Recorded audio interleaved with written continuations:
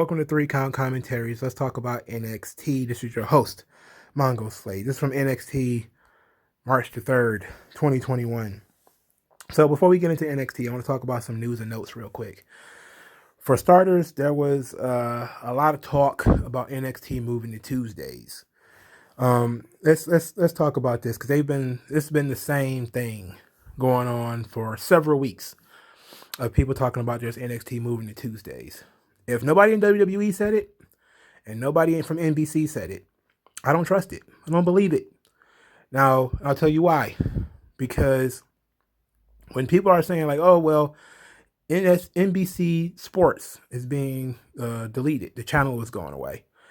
And all of the hockey and all that type of stuff is going to end up being moved to USA. And I say, well, the hockey, well, for starters, you have to look at these contracts. These are things that are contracted. Okay, these are contracts. The contract for the hockey league is up in June or July, right? So NBC is not even guaranteed to have hockey later in the year, okay? Because after June or July, whichever the hockey season ends, they have to renegotiate the contract. So they might not even have this contract come September or October or whatever the hockey season starts back up. That's the first thing. The second thing is NBC Sports is supposed to be going away by the end of 2021. Not necessarily today, not necessarily tomorrow. It's supposed to be going away sometime soon. So they likely could wait until the NHL season is over and then transfer things to USA or whatever. And that's just, based off the different websites that I saw when this subject came up. I avoided doing a video on it because I thought it was just too silly. And plus, it wouldn't be interesting enough to do its own video on. But let's say, for instance, NXT did move to Tuesdays after WrestleMania. It would be fine, I guess.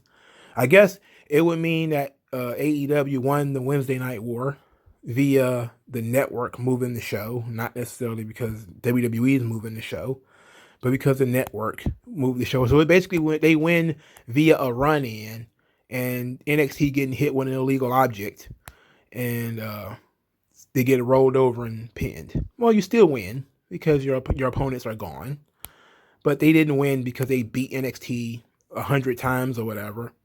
They win because USA is going to be the receptacle for sports, and they just decided it's easier to do NXT on Tuesdays than it would be to keep it on Wednesdays. There's also this idea that it could be moved to Thursdays. Who knows? But without knowing the details of these contracts and all this type of stuff, it's impossible to know. Second, that's the first thing. It's impossible to know without knowing all the contracts, all the details of the contracts. People who are saying, oh, this comes from NBC is probably full of shit, right? The thing is, these people who run multi-billion-dollar companies, they're not in the habit of talking to fucking wrestling podcasters, okay? I'm almost certain these people just sit around talking to fucking wrestling podcasters. And they may tell a journalist, but a fucking random wrestling podcaster, especially from some podcast I never even fucking heard of, trust me, I'm just going to say, look, I'll believe it when I see it. I'm not going to say that the guys are liars. I'm not going to say that. I'm just going to say I believe it when I see it. But I can see that there's a lot of, if it was going to happen, it would probably happen later in the year. Because that's when they will know whether they're going to actually have hockey on Wednesdays or not. Because right now, the hockey season is just going on, and NBC Sports is still going on. As far as I know, they haven't shut it down yet. And it won't be shut down until near the end of the year. So they're going to slowly phase these things out. None of these things are going to be done haphazardly. It's supposed to be done over the course of time. They may start moving different things, maybe moving things sooner, which gives it the opportunity to be correct because they may move things sooner. But until then, we don't know for sure. So the second thing is I want to talk about is the AEW did a conference call where Cody Rhodes said that Pat McAfee has been looking for work, calling AEW every day looking for work. And Pat McAfee, of course, says, no, I was actually contemplating retirement, which was a pretty good joke. And he also says that it's just plain not true. This is the kind of petty tribalism that makes me wish one of these shows would separate. But see, it's not even the point of the tribalism of both the shows being on Wednesday. See, the thing is not going to end because both shows are not on Wednesday anymore. It's going to be competition. Like, people have been trying to compare Dynamite to Raw. Like, people have been trying to compare Dynamite and SmackDown. Like, it's not going to end. The only way for it to end is for there to be just WWE again. Otherwise, people are going to have this gigantic bug up their ass, and every time AEW does something, it's going to have to compare to what WWE is doing. It's going to be this perpetual little puppy yelping in the background forever.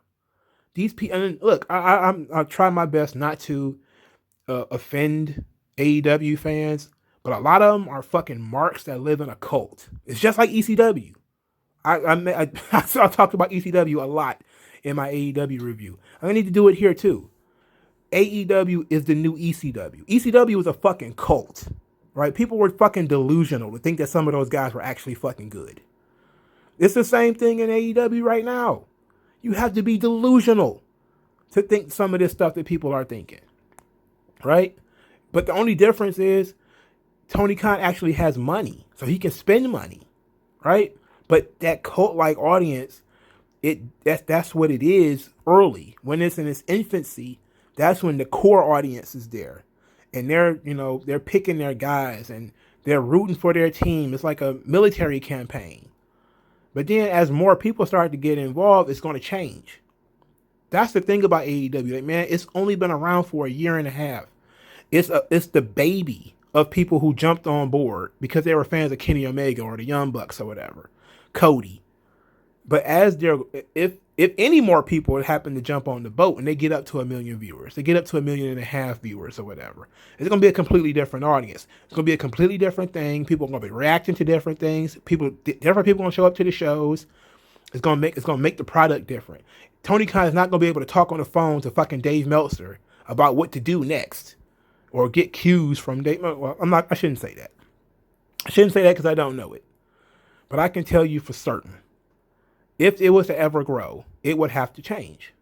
Or it could stay where it is and still be this hive mind that it is today. And only a fool would believe that Pat McAfee, who is signed to a contract to WWE as far as I know, and as far as, everybody else knows, would be calling Cody. It just sounds good. And Cody is a type of bullshit artist that would say some shit like that. So I don't buy that either. If Pat McAfee, let's say Pat McAfee does go to AEW. So what? So what? The same people who were shitting on him before will love him now. Just like they, all these people who hated Big Show and hated Rusev and hated all these guys. And when they went to AEW, when they come inside the cult, all of a sudden we love you. We love bombing. Everything is so great. Everything is so fantastic. You have a fresh start. You have a new opportunity. You have yada, yada, yada. That's what they do. That's how cults work. They love bomb. They make you feel like you're the top. You're at the top. You're the best. You're everything. As long as you stay within the cult. That's why you have a difficult time finding people that actually want to leave. Because they are scared of what's going to happen when they leave. Anyway, let's move on to actually NXT. So the first match, only Lorcan and Danny Birch versus Tommaso Ciampa and Timothy Thatcher. I noticed during Timothy Thatcher's entrance that Marcel Bartel of Imperium was actually in the hallway. He was just standing there very randomly. And I was just I remember put a star by that. Like, what is the guy doing there? And it seemed like I didn't know if Tommaso, with Timothy Thatcher or whatever, was talking to him, or if he just had to walk past him to get to the ring. But I just remember seeing Bartel there and thinking like, okay, they're up to something. And I was right. But this match was very physical, very solid. I really wish they would have put some effort into building this match. Cold matches need to be short. That's the thing that I've been yelling about NXT and AEW And sometimes even Raw, because they had that Elias and Damian Priest match that was actually long for no reason. It's like you can have long matches on TV. There's nothing wrong with that. But if you're going to do, especially if you're going to do a janky finish, then do the janky finish in a short match. That way you don't give away too much. In this match, this match was very enjoyable. It was a good match, good physical match. All four of these guys can really lay it in. Only Lorcan was doing good with the fish hooking and the chop blocking. And he was able to work on Thatcher's legs, and this was good. I loved Tommaso Ciampa's hot tag when he came in and started doing the clotheslines in the corner, and then the double clothesline. That was pretty sweet. But the finish was like Imperium standing on the ramp, distraction, and then Thatcher gets pinned by the elevated DDT. And I was like, if you're going to have some type of distraction roll up, a distraction, anything, don't let it be in a match of any sort of length. Because now I feel like I'm investing, and you're wasting my fucking time by having people run in. Like, we don't need that. So then, I'm going to skip the Roderick Strong stuff, because I want to talk about that all in one thing, because I have so much to say about Roderick Strong.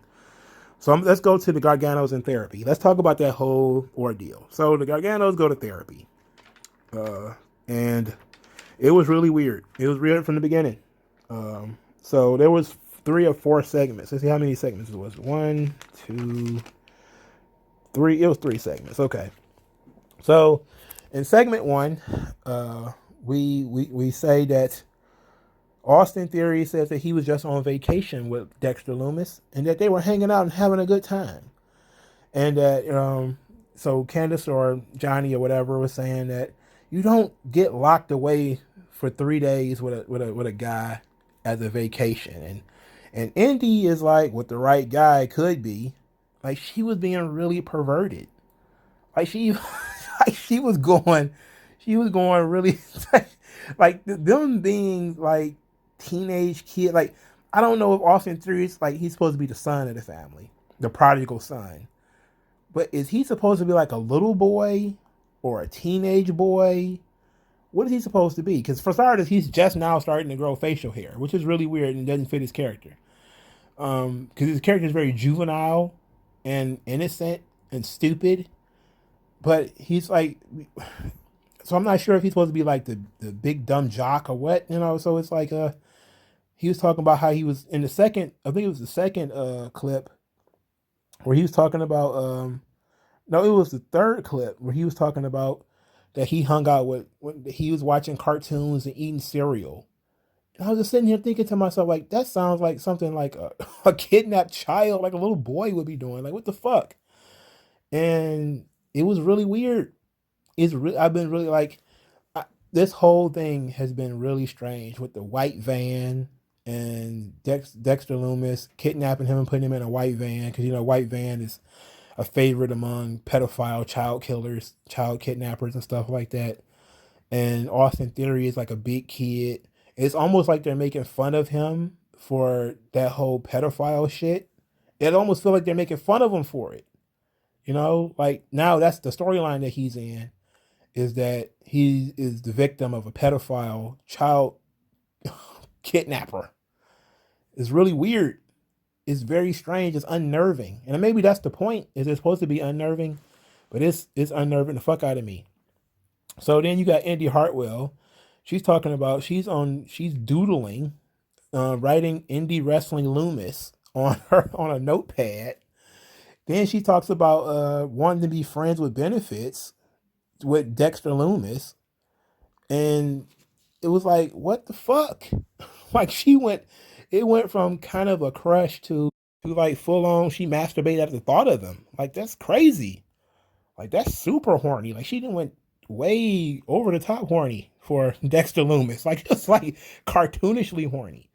And then, of course, speaking of cartoon characters, you got Johnny Gargano, who looks like a little bitty baby bird.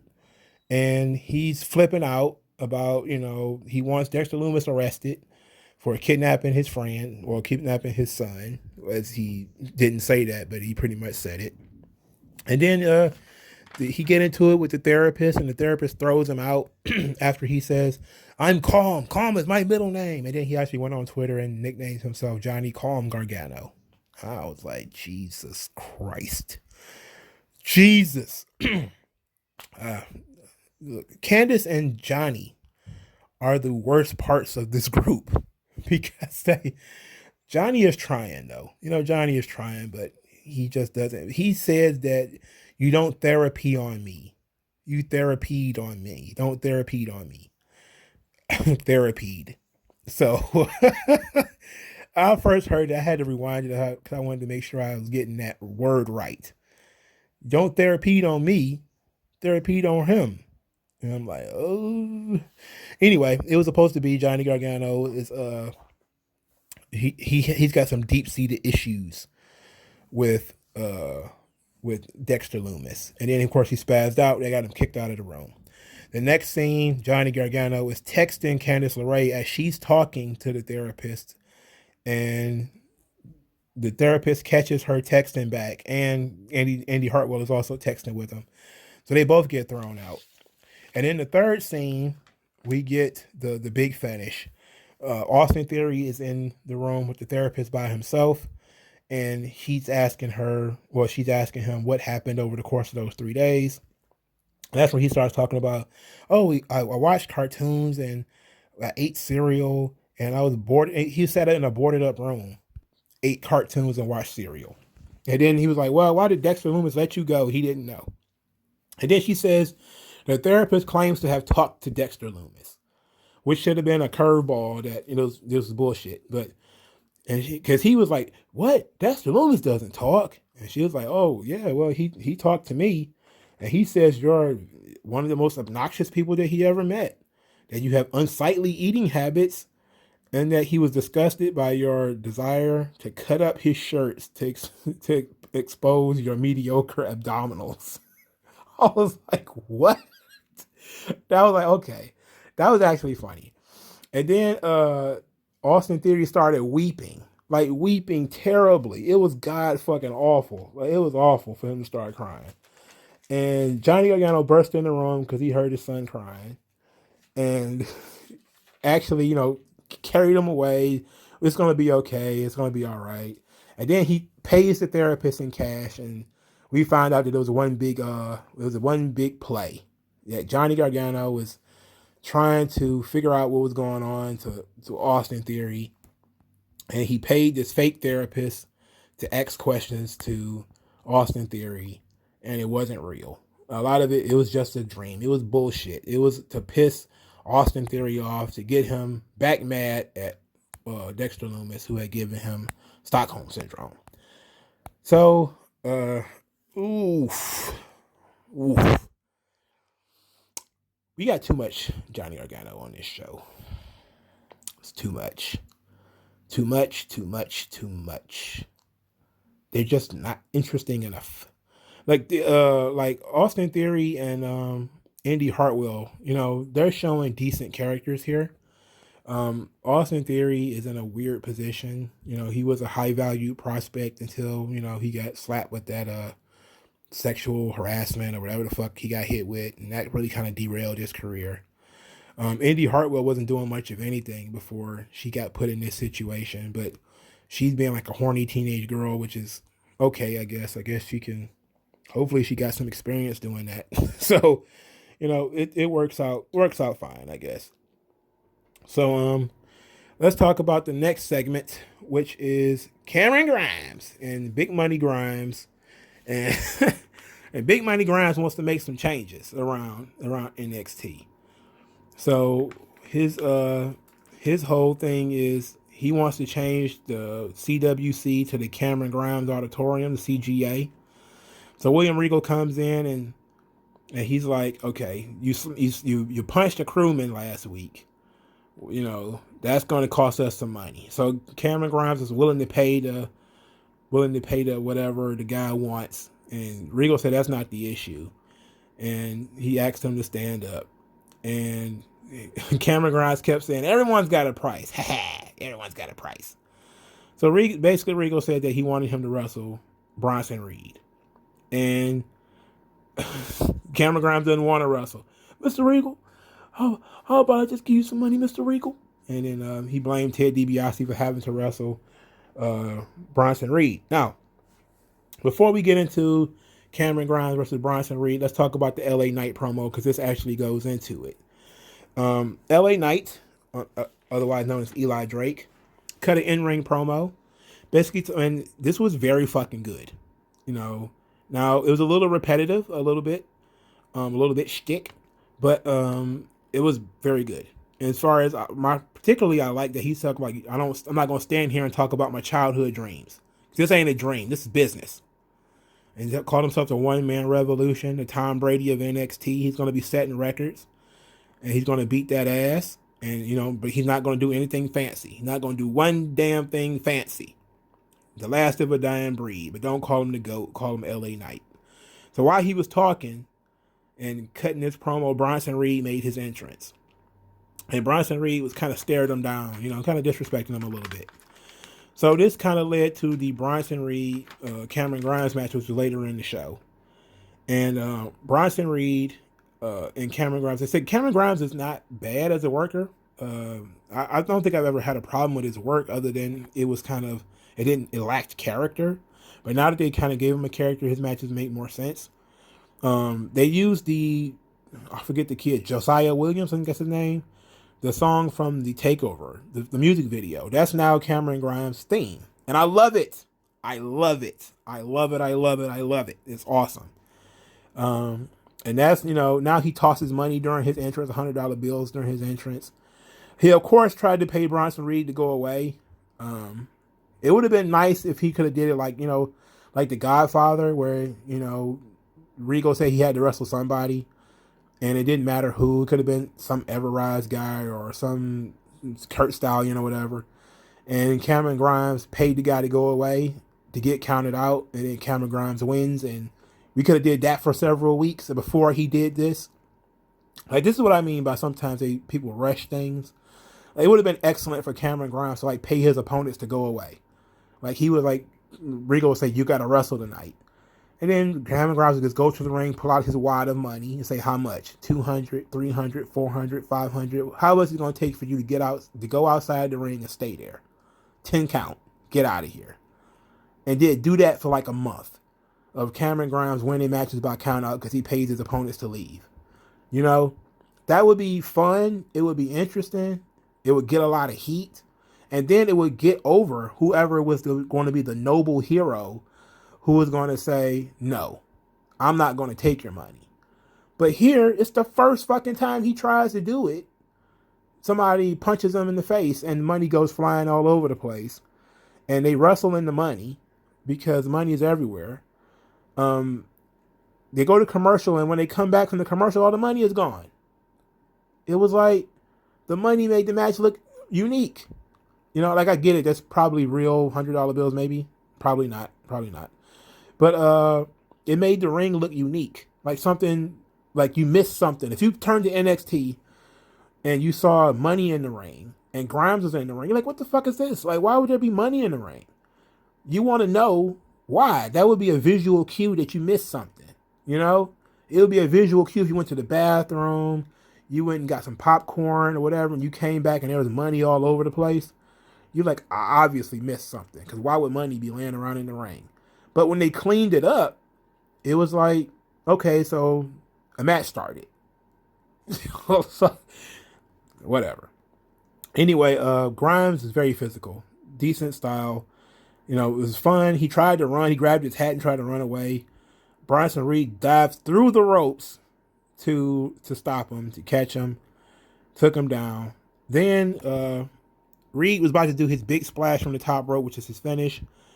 And then LA Knight distracted Reed. I think he pulled his leg or something. Reed comes off the top rope, gets the cave in, which is a double foot stomp. And Cameron Grimes wins. So let's talk about this for a moment. Because this wasn't bad, but this match should have been shorter because you're going to have a fuck finish. So it didn't need to be so long.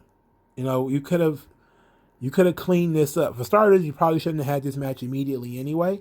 Because again, it still should have been Grimes paying his opponents to go away. But if you're going to do this match, it should have been 4 or 5 minutes where Knight is not hanging out somewhere for 10, 12 minutes and coming back to interfere, but so that leads me to the second thing I want to talk about, because I'm not sure that LA Knight versus Bronson Reed is the right move. Look, Bronson Reed is a guy who, you kind of gonna give him the rub by having him work with LA Knight, who, everybody knows is Eli Drake, and everybody kind of likes him.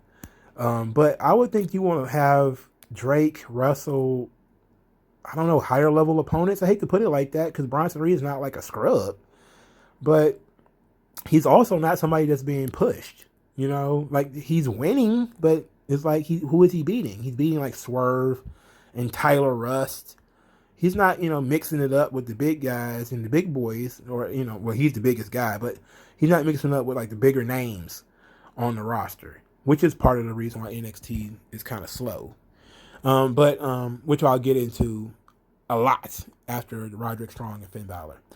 But you have that problem where it's like LA Knight is being thrust in the middle of some mid-card shit.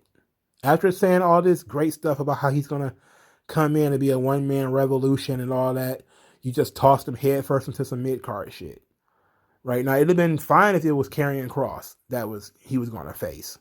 That was going to be his first opponent, or that was the first person he's going to interact with was Karrion Kross, or the first person he's going to interact with was like Kyle O'Reilly or Roderick Strong or somebody on a higher upper level. But Bronson Reed, okay, I'm gonna give it a chance because Bronson Reed has never really worked like a full program before. So I'm gonna give him an opportunity to show what he can do and not shit on it outright. Okay, I'm gonna give Bronson Reed a shot and give him a minute. So the second match on the show, bouncing back and forth, Aaliyah versus Ember Moon. So you got the Robert Stone brand is out there, and Robert Stone is visibly itching at the sight of the tank because he's scared of Shotzi Blackheart's tank. Aaliyah botched a few spots because of course she did. She's an amateur, so she botched some spots. But it was regular. It was the Eclipse for the win. It was too long for a cold match. It really just too long. I don't mind Aaliyah, but she doesn't have any momentum. She doesn't have any steam behind her. So it seems like you just stop when you get to this match. It's like, okay, who is like, just get somebody over, because Ember Moon is not really over right now either, because she has lost the women's tournament. And it's not no problem to lose the women's tournament, but you have to put some gas behind her. And I guess that's what this was supposed to be. But it was still too long. She should have just beat her very fast then if that was going to be the case. But whatever. It was nice to see Jessie Kamea out there, I guess. So Timothy Thatcher, I forgot about this. Timothy Thatcher was asked about Imperium distracting him in his tag team match. And he talked about, Imperium keep wanting to throw his past up in his face. And Tommaso Ciampa says, like, well, everybody's got a past. Don't worry about it. The past is the past. And I'm guessing they mean the Progress WXW stuff, that when he spent a lot of time in Europe, that maybe that's where Imperium is just kind of reminding people of who they are and who they were. Because they did it to Killian Dane the previous week, where they said, you used to be a monster. Now Marcel Bartel is kind of telling Timothy Thatcher, hey, you used to be technical savage, that kind of, European style guy. And I'm okay with this. Like, I'm all right with all of this under the auspices that Walter is coming. Even if Walter is not coming, I like enough of Imperium in their presentation to be okay with this. But I really want Walter to show up. I think we all do. We all need, it's like some Walter in this joint. We got a vignette for Tony Storm and Io Shirai next week, which was pretty good. That was fine. Then we get the women's tag team title match. Oh boy, oh boy. Dakota Kai and Raquel Gonzalez versus Nia Jax and Shayna Baszler, and they overbooked the fuck out of this match. They overbooked the shit out of it. So obviously Dakota Kai was the girl in peril, but during the picture-in-picture, she actually tagged out. So you could see Dakota Kai on the ring apron, and Raquel Gonzalez is working in the ring, right? So you're like, is the hot tag? Did the hot tag happen during commercial? No. It was just weird that she tagged out and Raquel Gonzalez was doing some stuff, and then when they went back to commercial, when it came back from commercial, she had tagged out, and Dakota Kai came back in and went back to selling. I was just like, I was dumbfounded by that. Because that made no sense. Nia Jax botched a gorilla press. She's supposed to lift Dakota Kai over her head. Instead, she lifted her up, and Dakota Kai fell on her hip. She didn't fall on her back or her stomach or anything. She fell on her hip, which I know probably hurt. So when they finally did do the hot tag and Raquel was able to come in, she was able to work over Shayna Baszler. Then they finally got the whole Raquel Gonzalez and Nia Jax hookup that we was promised. It was a decent little tangling that was going on. The Raquel and Dakota Kai was trying to do a on the shoulders thing into a detonation kick, and they botched it because I don't know, they just botched it. Shayna Baszler locks in the Karafuda clutch onto Dakota Kai. This is the fuck finish. Dakota Kai is in the move, and then she tags out, but the referee is not paying attention. Nia Jax has distracted the referee. She actually managed to maneuver herself to tag out while in a sleeper hold. The referee sees Raquel Gonzalez and pushes her back outside the ring. So Raquel Gonzalez and Nia Jax are outside the ring fighting. One tackles the other one. I think Raquel Gonzalez tackles Nia Jax and they go over the table. Somehow the referee gets bumped. She's down. And Dakota Kai ends up back in the Karafuda clutch. She is unresponsive. Then Adam Pearce comes out there with a referee. Adam Pearce's referee goes into the ring, checks on Dakota Kai, and then rings the bell. Match is over. Dakota Kai loses. Now, they started doing this whole thing of it was a screw job because Dakota Kai wasn't the legal competitor. She had legally tagged out, but it was not seen by the actual referee in question. And then Adam Pearce's referee didn't acknowledge the tag and just decided to just go and call what was in front of him, which is this girl is in a submission hold. It's over. Referee's discretion. So we get a lot of legalese, which is Mid-South wrestling shit. When you get all of this, the referees, this is the opposite problem that AEW and that had. So when sometimes the referees don't have enough power in that situation. There's not enough referees doing what referees do. And in WWE, sometimes the referees are too haughty. They're too quick to disqualify, too quick to count out.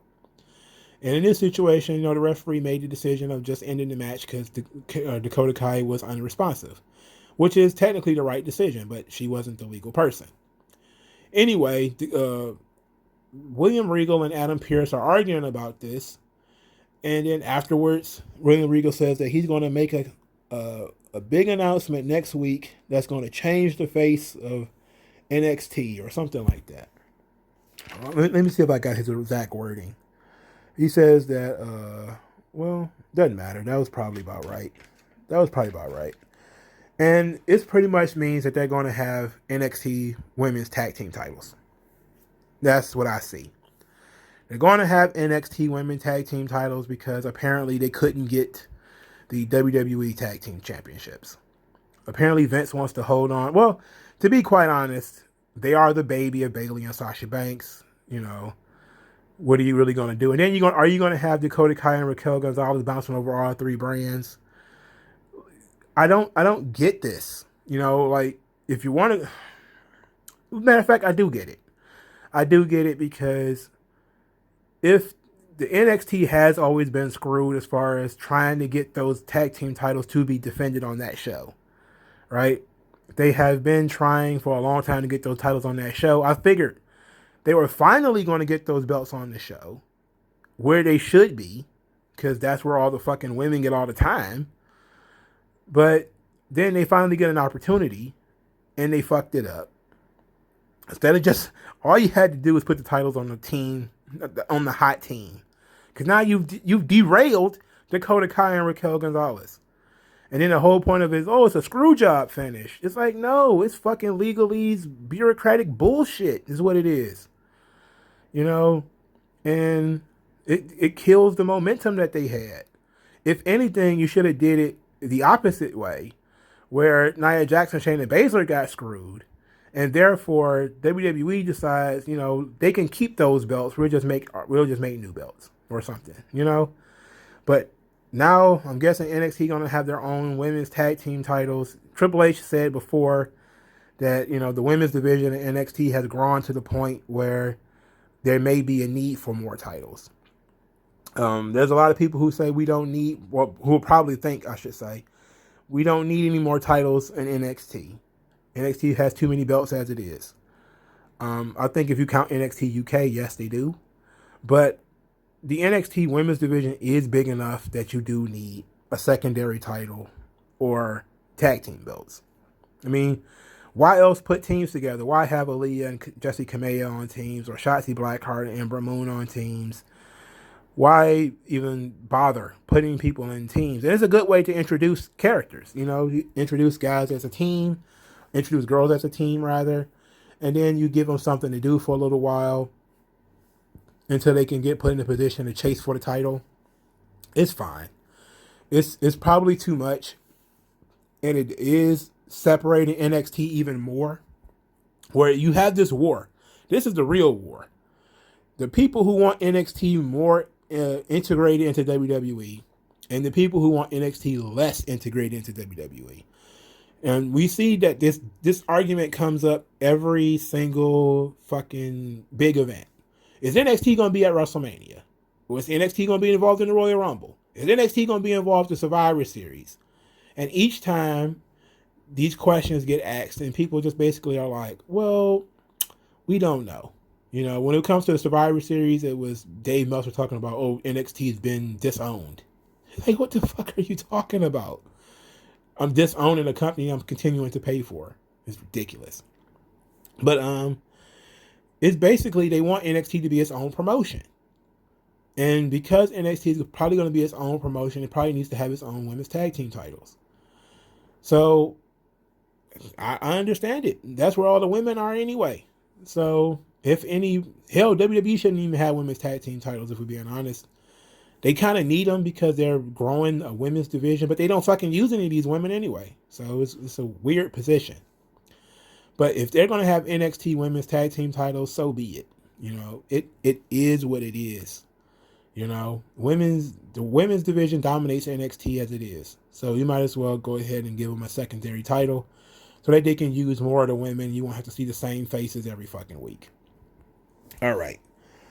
But that match was fine. I didn't like the fuck finish, and I certainly didn't like that we put so much emphasis on Nia Jax and Raquel Gonzalez finally meeting and beating each other up. We spent 15 minutes on this fucking promo a couple of weeks ago, right? And this was the match we got. It wasn't even the main event. It was like top of the hour, 9 o'clock match. It was like, and I knew it wasn't going to be a title switch when it wasn't the main event. When it wasn't the main event, I knew it wasn't going to be a title switch because they would have put it in the main event. Why they wouldn't switch the titles, who knows? But maybe, was this the plan from the beginning? You know, or did they really think they were going to be able to take them belts from WWE, the WWE main roster branch? You know, but it's so much bullshit politics in WWE that kind of slows the growth of all of the brands, you know? You can't freely move between one brand to another. You know, you're supposed to have these belts that are supposed to go through all three brands, but they don't because they're always on Raw and they're almost never on SmackDown. They're on SmackDown once a month or something like that. They never go to NXT. They go to NXT once every couple of months. You have the women's division champions, single brand champions who don't do fucking anything. A bunch of other women on all three brands that are just sitting there collecting a paycheck doing fuck all. Where's Vanessa Bourne? Right? She's been gone forever. Chelsea Green is not doing anything. You know, I don't want to get on these rants about how they don't care about anybody but the horsewomen again. Because I feel like I have that rant every fucking week. But you're just stuck in this situation. It's just bullshit. It's bullshit. And so if to fix the problem, NXT is going to have their own tag team title, so be it. NXT also have their own draft where they get to pick people from Raw or SmackDown to bring to NXT. And it needs to be like, again, a period of you cannot poach anybody from NXT until X, Y, and Z time. Because people disappear from NXT and they almost never show up on Raw or SmackDown. Or people disappear from Raw or SmackDown and they don't get sent back to NXT, and I don't see why. Why can't you send Buddy Murphy back? Why can't you send Ricochet or Aleister Black back? Why can't you do that? And if we had halfway decent fucking journalists, wouldn't we be asking that question? Like, there's going to be a conference call about a takeover soon. I'm pretty sure of it.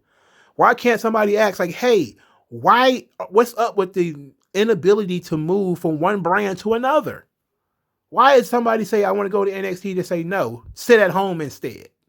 What the fuck is the problem?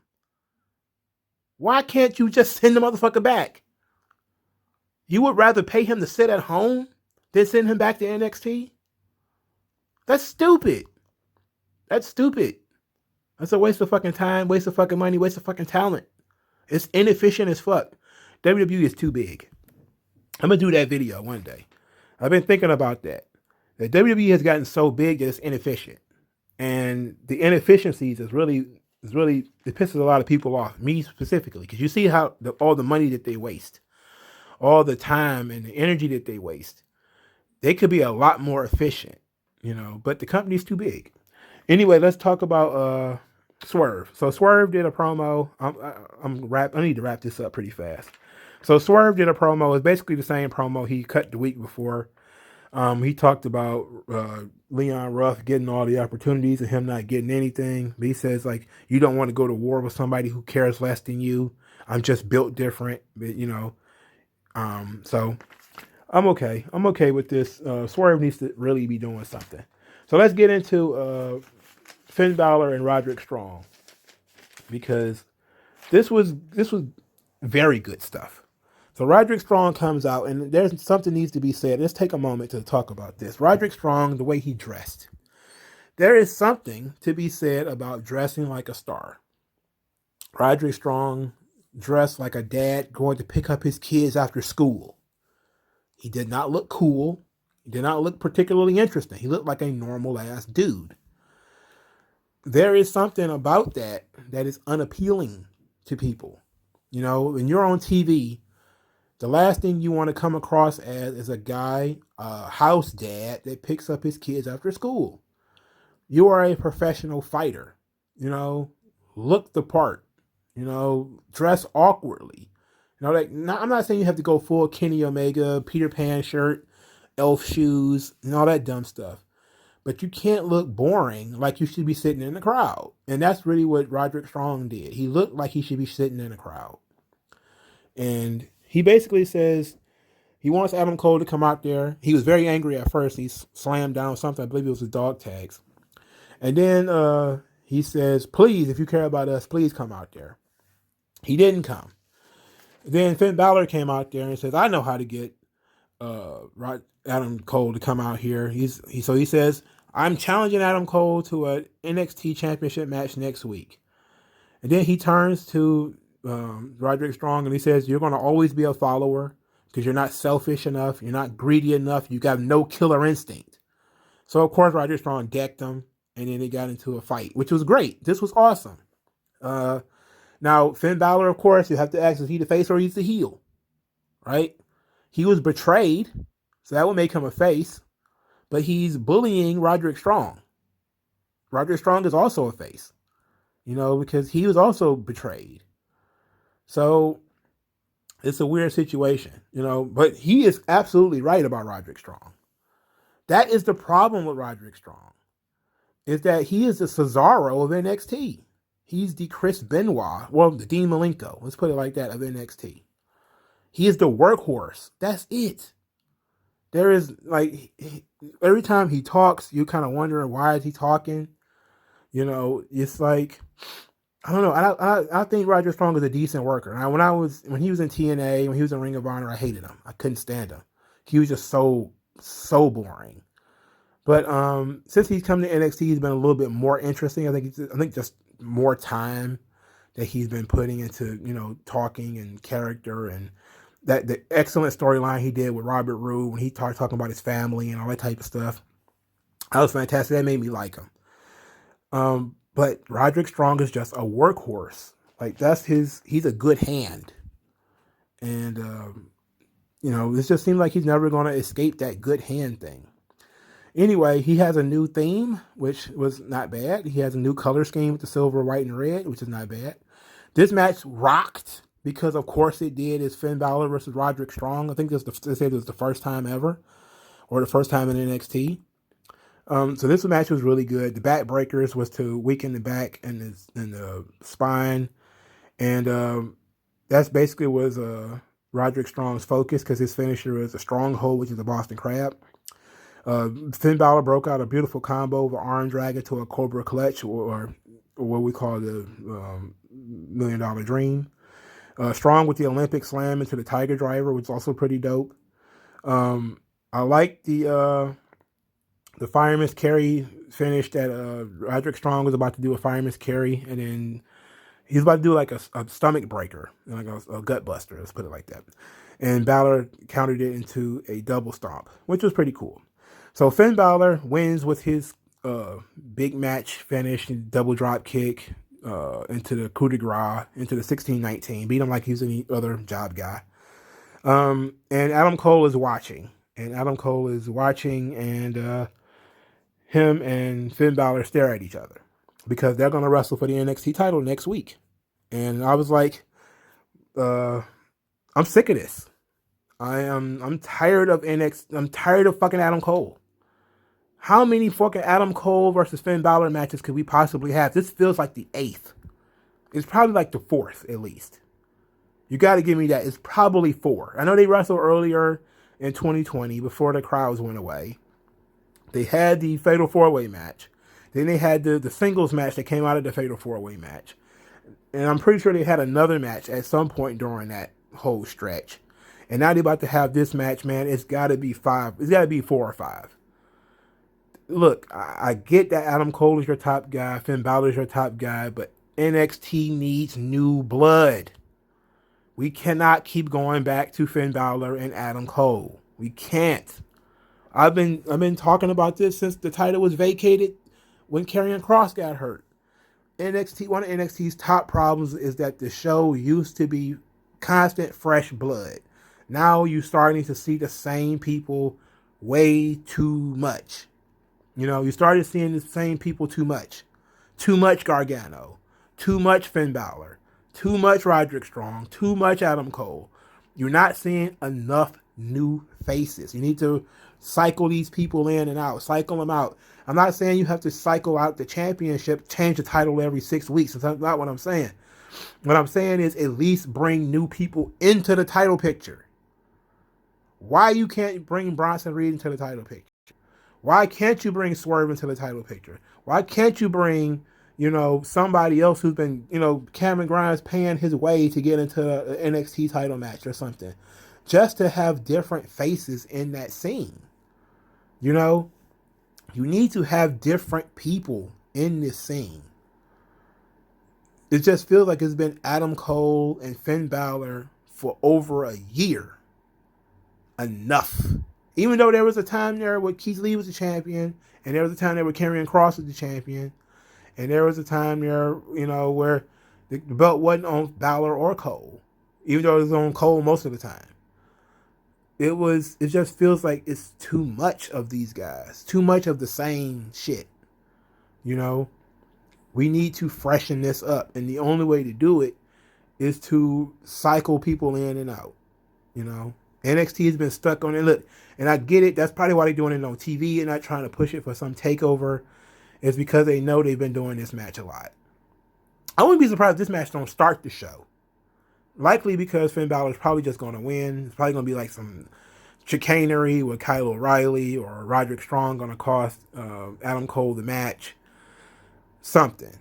But ultimately, we have to move on from Adam Cole. We need new people in the main events of NXT. You can't just have, like, that was the problem with Damian Priest. It's like he just couldn't get to the next level. Like, why not? And then when somebody finally does get to the next level, Vince snatches him. Which I'm surprised he ain't took Karrion Kross yet. But NXT was fairly good from an in-ring standpoint. There was 2 very good matches. The opening tag team match was pretty fucking good. The main event was fucking good. The women's tag team match had potential, but they fucked it up by overbooking it. And there was some good, promos, and Cameron Grimes was fine, and there was nothing that was absolute basura. Oh, I forgot about Santos Escobar. Yeah, Santos Escobar and his boys beat up Everrise and Breezango. I forgot all about them. And I forgot about Caden Carter, too, who will be fighting Xia Li. But, I'm running low on time. So, I'm going to have to take a pass on giving any real analysis on that. I'll just leave with this. NXT is a good wrestling show. But they're the one show that tries to build up things and deliver on what they build up on. They don't hot shot. They don't.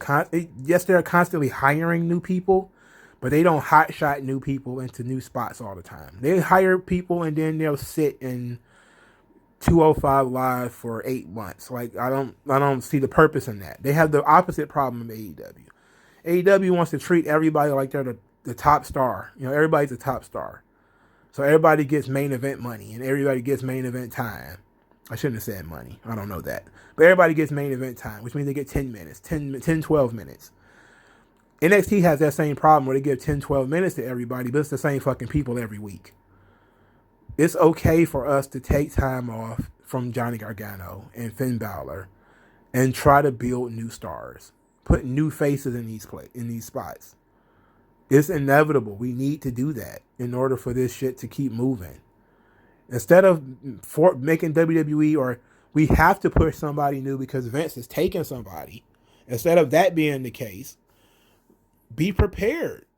Be prepared for when they take people by having other people ready to throw in that slot. And we see that when Karrion Kross was hurt, they didn't have anybody else other than Kross because WWE was taking Lee. So they had to go back to the old faithful of Finn Balor and Adam Cole. And now that we're right back in that same spot again, Finn Balor and Adam Cole. It's like enough. Enough. Yes, this match is going to be good. Yes, it's going to be fun. No, I don't think Adam Cole is going to win. But enough. Enough of this. No more. I'm tired of fucking Finn Balor and Adam Cole.